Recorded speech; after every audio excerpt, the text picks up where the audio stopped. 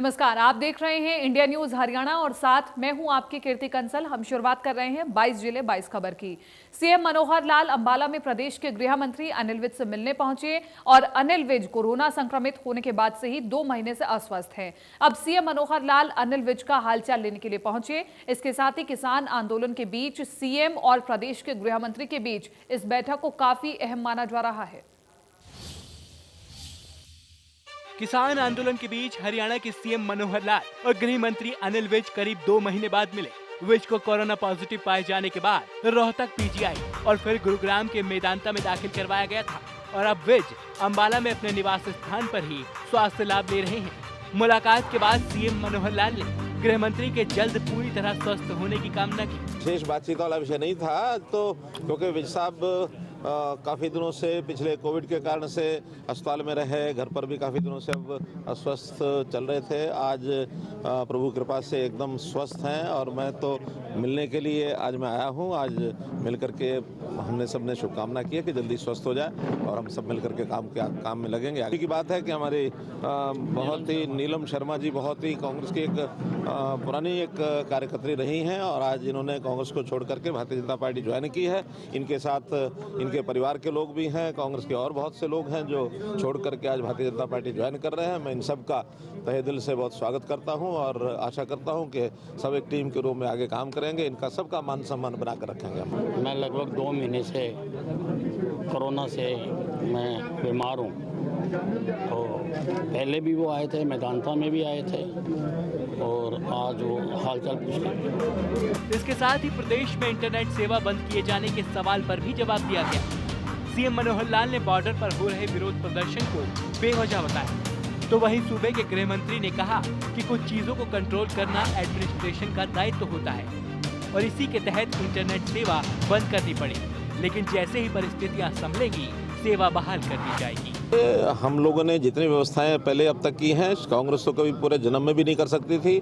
हमने सब व्यवस्थाएं, कोविड का पूरा साल निकल गया जिसके अंदर बच्चों की पढ़ाई ऑनलाइन सब कुछ किया था, लेकिन जिस प्रकार की परिस्थितियां अभी 26 जनवरी के बाद बनाई गई हैं और उसमें मैं समझता हूँ कांग्रेस ने भी उस सारे में अपना जो कुछ योगदान किया है वो बिल्कुल भी जिसको कहना चाहिए उसकी निंदा की जानी चाहिए। लेकिन इस सारी घटना के बाद चीज़ों को कंट्रोल करना, रोकना ये एडमिनिस्ट्रेशन का काम होता है। एडमिनिस्ट्रेशन ने अपने कुछ फैसले लिए हैं, उन फैसलों के कारण से वो इंटरनेट बंद रखना ही शायद उचित था, लेकिन अब जैसे स्थितियां सामान्य हो रही हैं धीरे धीरे उनको सब इंटरनेट की सारी की स्थिति को मेंटेन रखने के लिए कुछ कदम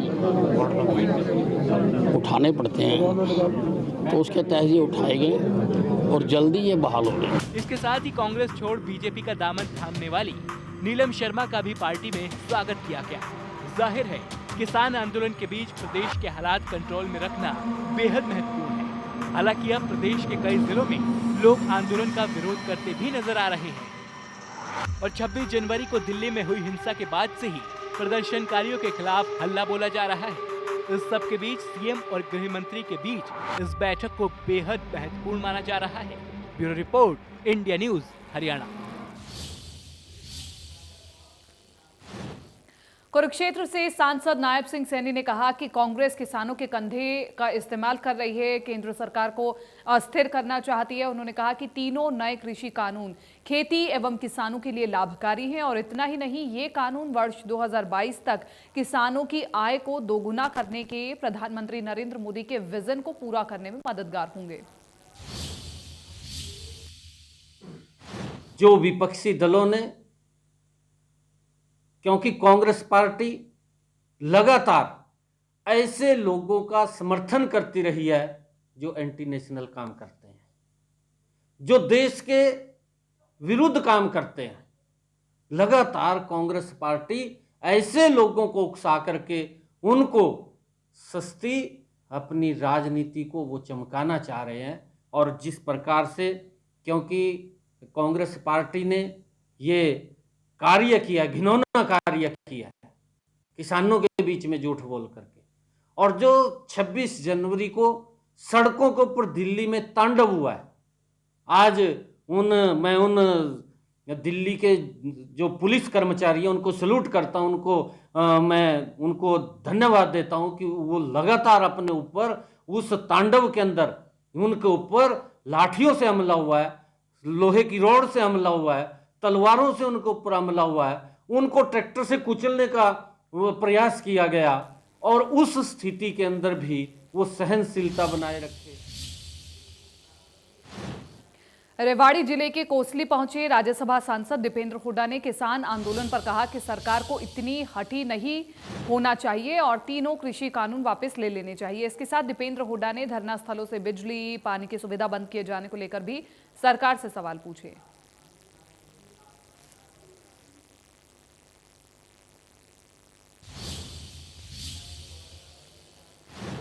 सिंगू बॉर्डर पर 2 दिन तक हंगामा हुआ। कुछ लोग आंदोलनकारियों के पास पहुंच गए और दोनों तरफ से पत्थरबाजी हुई थी। लोगों की मांग थी कि आंदोलन दे रहे किसान हाईवे खाली करें। हालांकि पत्थरबाजी को लेकर विवाद भी हुआ। इस बीच सिंगू बॉर्डर पर सुरक्षा बढ़ा दी गई।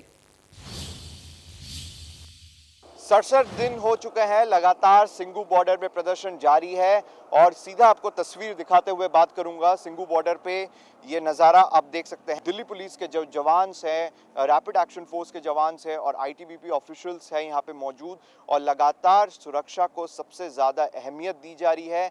लगातार हज़ारों की तादाद में दिल्ली पुलिस के जो ऑफिशियल्स हैं वो यहाँ पे मौजूद हैं। लगातार law and order situation maintain किया जा रहा है यहाँ पे, और 5 लेयर बैरिकेडिंग की गई है सिंगू बॉर्डर में कि लगातार किसानों की संख्या बढ़ती जा रही है। जो महापंचायत हुई थी मुजफ्फरनगर में, उसके बाद किसानों की संख्या गाजीपुर में बढ़ती जा रही है।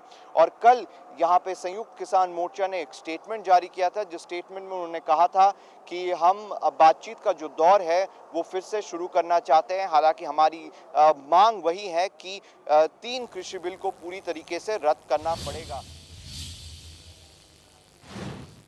लाल किले पर हुई घटना को लेकर फरीदाबाद में रोष देखने को मिला, और इसी कड़ी में फरीदाबाद में तिरंगे के सम्मान में यात्रा भी निकाली गई। तिरंगा यात्रा में बहुत से लोगों ने बढ़ चढ़कर के हिस्सा लिया, और इस यात्रा में फरीदाबाद विधानसभा से विधायक नरेंद्र गुप्ता भी मौजूद रहे। उन्होंने कहा कि बीजेपी का मुख्य उद्देश्य तिरंगे का सम्मान करते हुए जन जन तक बीजेपी की नीतियों को पहुंचाना है। आप सबको पता है कि 26 जनवरी को जो घृणित कार्य कुछ लोगों ने किया, उसके बारे में भी अलग अलग लोगों का मत था। पुलिस ने बड़ी संजीदगी से उसमें संयम से काम लिया। अगर पुलिस संयम से काम लेती है तो भी लोगों को दर्द होता है। अगर इस तरह का कोई काम जिससे कि कोई ऐसी घटना ना हो, तो ये सब बहुत, मैं तो मानता हूँ कि माननीय मोदी जी के नेतृत्व में देश की जनता बहुत संयम से काम ले रही है, और उसमें पुलिस प्रशासन भी बहुत संयम से काम ले रहा है। क्योंकि किसानों की जो बीच में कुछ गलत तत्व घुस के आए हैं, आप भी समझते हैं, हमें सबको पता है, तो उनसे हमें सतर्क रहना है और देश की अखंडता का विशेष रूप से ख्याल रखना है। फतेहाबाद के गांव दौलतपुर में किसान पंचायत हुई। पूर्व विधायक और बीजेपी नेता बलवान सिंह दौलतपुरिया ने पंजाब में पंचायत में शिरकत की, जहां उन्होंने किसानों की मांग पर बीजेपी छोड़ने का ऐलान किया। कहा किसानों के साथ बीजेपी ने गलत व्यवहार किया और इसी के चलते वो बीजेपी को छोड़ रहे हैं। इसके साथ ही उन्होंने बीजेपी के दूसरे नेताओं से भी बीजेपी को छोड़ने की अपील की। निश्चित तौर पे ये किसान विरोधी कानून है, तो प्रधानमंत्री जी अगर वास्तव में किसान हितैषी हैं तो उन्होंने पहली कलम से इनको एकदम निरस्त करना चाहिए। तो आज पार्टी का अलविदा कहा हमने। निश्चित तौर पे आज मैं भारतीय जनता पार्टी को अलविदा कह के पूरी तरह किसान मोर्चे को समर्पित हूँ, किसान आंदोलन को समर्पित हूँ। कि जिस तरह भी किसान आंदोलन के नेताओं का आदेश आएगा, हम सभी साथी कंधे से कंधा मिला के किसान आंदोलन। दिल्ली हिंसा के बाद टीकरी बॉर्डर पर किसान आंदोलन में किसानों की संख्या जो कम हो गई थी वो अब धीरे धीरे बढ़ने लगी है। किसान दिल्ली हिंसा के लिए केंद्र सरकार को दोषी ठहरा रहे हैं और कह रहे हैं कि दिल्ली में जो कुछ भी हुआ वो एक तरह से किसानों को बदनाम करने की साजिश थी, जबकि दिल्ली हिंसा से किसानों का कोई लेना देना नहीं है। और इसी को लेकर के गांव लड़ायन में ऐतिहासिक जाखड़ खाप के चबूतरे पर एक महापंचायत का आयोजन भी किया गया, जिसमें खाप के लोगों ने टीकरी बॉर्डर कूच करने का फैसला लिया।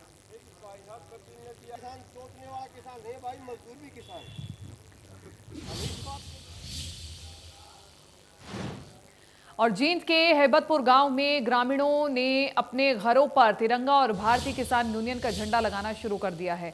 इस दौरान माजरा खाप के प्रवक्ता समुद्र सिंह ने बताया कि ग्रामीण पूरी तरह से किसान आंदोलन के समर्थन में है। जिले की खापों द्वारा आयोजित पंचायत में लिए गए निर्णय के अनुसार माजरा काप के गांव में ग्रामीणों ने घरों पर तिरंगा और भारतीय किसान यूनियन का झंडा लगाना शुरू कर दिया है। उनकी मांग है कि सरकार तीनों कृषि कानूनों को जल्द ही रद्द करे।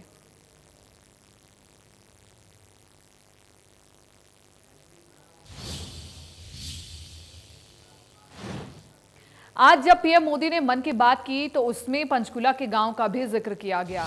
हरियाणा विधानसभा अध्यक्ष ज्ञानचंद गुप्ता उसी बातौड़ गांव में पहुंचे थे। उन्होंने कहा कि इस गांव में नालियों में बहने वाले पानी को रिसाइकिल कर खेती में प्रयोग किया जाता है, जिससे उपज भी काफी अच्छी होती है, जिसकी प्रधानमंत्री ने सराहना भी की। उन्होंने बातौड़ गांव के सरपंच की भी इस प्रयास के लिए सराहना की। नरेंद्र मोदी जी ने गांव बतौड़ का जिक्र किया और ये जो 5 पॉइंट का सिस्टम यहाँ के सरपंच लक्ष्मण दास जी ने और गांव के सभी लोगों ने मिलकर के किया, जिससे मैं समझता हूँ कि गांव की इनकम भी बड़ी है। यहाँ जो पॉन्ड्स हैं उनके अंदर मछली पालन का भी काम हो रहा है जो ठेके पर दिया हुआ है। उसके अलावा जो गांव के ज़मीन है, लगभग 50 एकड़ ज़मीन को यहाँ का जो पानी साफ़ किया हुआ पानी है वो खेतों में दिया जाता है, और जिसके कारण शायद खेतों के अंदर किसी खाद की भी आवश्यकता नहीं होती, क्योंकि जो ये वेस्ट वाटर है, गलियों का पानी है, नालियों का पानी है, इसके अंदर अपने आप ही गोबर वगैरह उनको मिला होता है, उसकी खाद के रूप में ये काम करता है। और आज नरेंद्र मोदी जी के द्वारा पूरे देश के अंदर इस गांव बतौड़ की प्रशंसा करना, मैं समझता हूं कि यहाँ के सभी जो गांववासी हैं बधाई के पात्र हैं, और यहाँ की पूरी पंचायत, जो पंचायत के सभी सदस्य बधाई के पात्र हैं। प्रदेश के कैबिनेट मंत्री कंवरपाल गुर्जर का कहना है कि विधायक प्रदीप चौधरी की सदस्यता रद्द करने में जल्दबाजी नहीं की गई, बल्कि नियम के मुताबिक फैसला लिया गया। देखिए अभी तो दुमा 8 दिन भी नहीं हुए हैं सर, इसके बारे में बात नहीं। इसमें सर वो शैलजा ने उसका एक नियम है कि जो 6 महीने के अंदर अंदर चुनाव करना होता है, तो वही है नियम सबके लिए। इसमें हमारा कोई रोल भी नहीं है, वैसे चुनाव आयोग जो है वही डेट उसकी निश्चित करता है, वही चुनाव कराता है। इसमें शैलजा कह रही कि बहुत जल्दी से फैसला लिया है बीजेपी ने जी। किसमें? ये जो इसको प्रदीप चौधरी को नहीं, उसमें नियम ही ऐसा है, अगर 3 साल से ज्यादा कोई सजा किसी को होती है तो वो नियम ही है ऐसा हमारा। उसमें कोई ऐसा नहीं है कि हमने जल्दी कर दिया देर कर दिया, नियम ही ऐसा है उसमें है। तो सर मेवात के लोग सरकार से मांग कर रहे हैं कि रेल बजट के दौरान सरकार उन पर मेहरबानी दिखाए, ताकि मुल्क की तरक्की की गवाह इस इलाके के लोग भी बन सके। मेवात के लोग आज भी परिवहन साधनों का रोना रो रहे हैं। रेल तो दूर, लग्जरी बसों तक सरकार इस इलाके के लोगों को मुहैया नहीं करा पाई है। रिक्वेस्ट करना चाहता हूं कि जो एक आम बजट ऐसा हो जो हर आदमी, हर नागरिकता को लाभ पहुंचे और हर आदमी को फायदा हो, ऐसा ही सरकार बजट पेश करने की कोशिश की जाए। जितनी चीज़ें सरकार कुछ सस्ती करेगी तो आम जनता को भी लाभ होगा, अगर महंगाई होगी तो गरीब आदमी को भी भारी नुकसान का झेलना पड़ता है। तो मैं सरकार से ये प्रार्थना करना चाहता हूँ कि आम बजट गरीब के हित में होना चाहिए। सरकार बजट पेश करने जा रही है, इसमें हमें फ़ायदा होना चाहिए, जो कि गरीब आदमी को, आम आदमी को फ़ायदा हो सके। जैसे बिजली का सामान है, मोबाइल है, लैपटॉप वगैरह है, जो सस्ते दाम में मिले, ऐसा बजट होना चाहिए। हम इसी की उम्मीद कर रहे हैं जी। लॉकडाउन की वजह से जो है किसानों को बहुत तकलीफ हो रही है, ना जो है टाइम पे खाद मिल रहा है, ना टाइम पे बिजली मिल रही है, पेट्रोल और डीजल इतना महंगा हुआ पड़ा है, किसान की जो है कमर टूटी हुई है। सरकार जो है किसानों की तरफ बिल्कुल भी नहीं देख रही है, ये बहुत बड़ा नुकसान है। और सरकार से हम ये उम्मीद करते हैं कि किसानों का जो है साथ दें, फसलों का अच्छा दाम दें और कुछ किसानों के लिए रियायत करें, कर्जा भी माफ़ करें। किसान जो है बिल्कुल बहुत परेशान है और बेहाल हुआ है।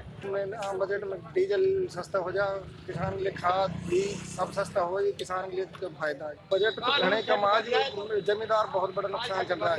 फसल महंगी नहीं बिकती है, सस्ती बिक रही है, खाद भी, डीजल, पेट्रोल सब महंगा बिक रहा है। आम बजट में ना या तो गरीबों का हितों का ध्यान दिया जाए, खास तौर से मतलब सबको मतलब सामान लाने के लिए जो पिछड़े हुए लोग हैं, जैसे गरीब गुरबे हैं, जो भी बीपीएल लाइन से, जो भी लाइन से हैं, तो उनका स्तर उठाया जाए ऊपर, शिक्षित किया। कोरोना काल के बीच कल से स्कूल खोले जाएंगे। 10 राज्यों ने स्कूल खोलने की तैयारी कर रखी है। हरियाणा में पहले से ही 9वीं से 12वीं की क्लास चल रही थी और इस बीच हरियाणा में 6वीं से 8वीं तक के स्कूल भी कल से खुल जाएंगे। सिरसा के स्कूल में कैसी व्यवस्था की गई बता रहे हैं हमारे संवाददाता अमर सिंह ज्ञानी। 1 फरवरी से 6वीं से 8वीं तक की कक्षाएं लगनी शुरू हो जाएगी। वाकायदा इसके लिए स्कूल खोलने के लिए सरकार द्वारा आदेश दे दिए गए हैं। हालांकि पहले 9वीं से 12वीं कक्षाएं पहले से लग रही है, अब 6वीं से 8वीं तक कक्षाएं लगनी शुरू हो जाएगी।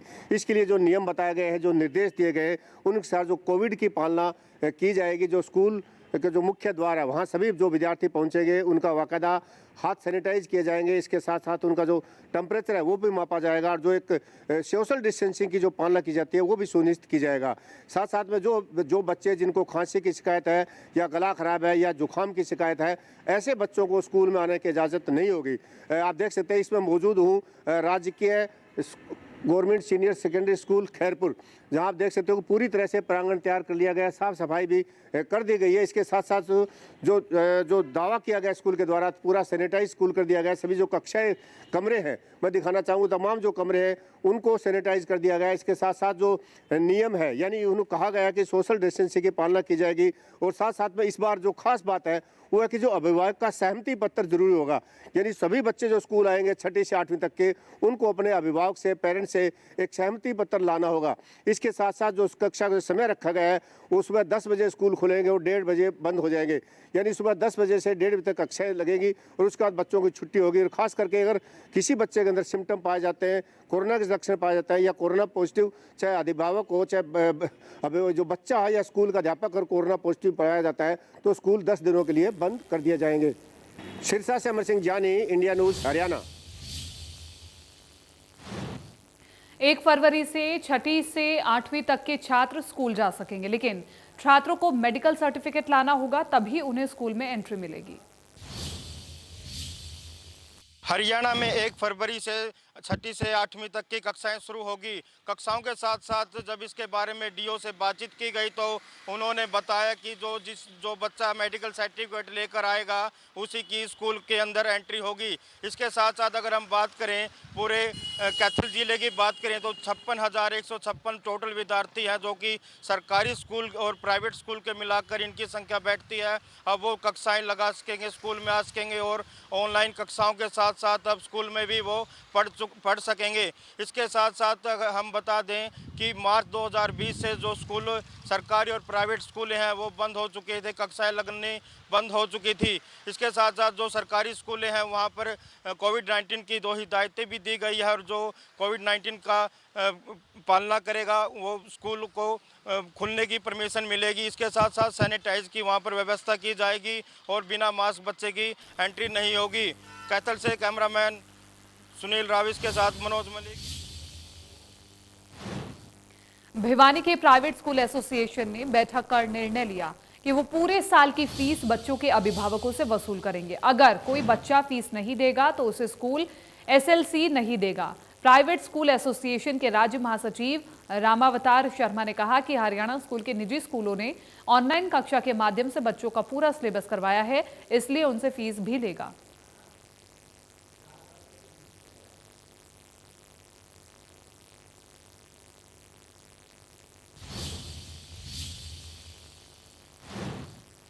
राम मंदिर के निर्माण के लिए पूरे देश में निधि समर्पण अभियान चलाया जा रहा है, जिसको लेकर के तमाम अलग अलग संगठन अलग अलग जगह जाकर राम मंदिर के लिए धनराशि इकट्ठा कर रहे हैं। तो वहीं करनाल में भी 1 महीने के लिए निधि समर्पण अभियान चलाया जा रहा है, जिसके तहत श्री राम मंदिर तीर्थ क्षेत्र न्यास की तरफ से राम मंदिर के बारे में लोगों को बताया जा रहा है, उसके बारे में समझाया जा रहा है, साथ ही लोगों की तरफ से जो सहयोग दिया जा रहा है उसका समर्थन किया जा रहा है।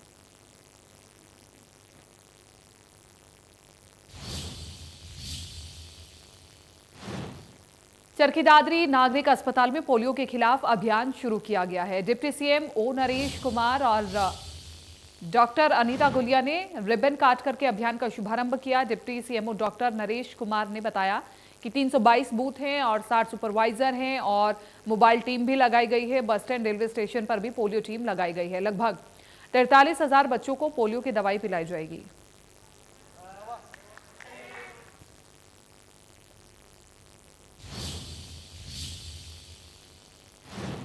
सोहना के एक खेत में 30 साल के युवक का शव मिला। युवक का शव अर्धनग्न हालत में मिला है। पुलिस मौके पर पहुंच करके जांच में जुट चुकी है।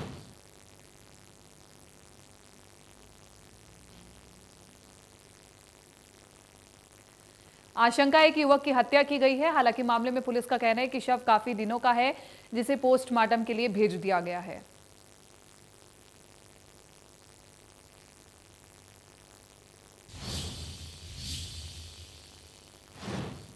पलवल जिले में शहर थाना क्षेत्र में पुलिस को बड़ी कामयाबी मिली है। 5 दिन पहले घर में घुसकर चोरी की वारदात को अंजाम देने वाले 2 चोरों को पुलिस ने गिरफ्तार कर लिया है, जबकि उनका तीसरा साथी अभी भी पुलिस की गिरफ्त से बाहर है।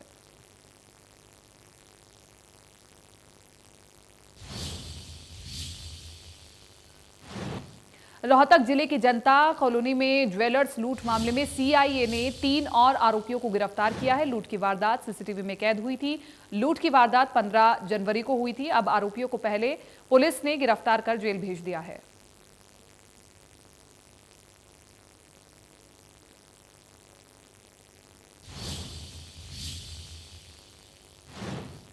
फिलहाल 22 जिले 22 खबर में मेरे साथ इतना ही। दीजिए इजाजत। नमस्कार।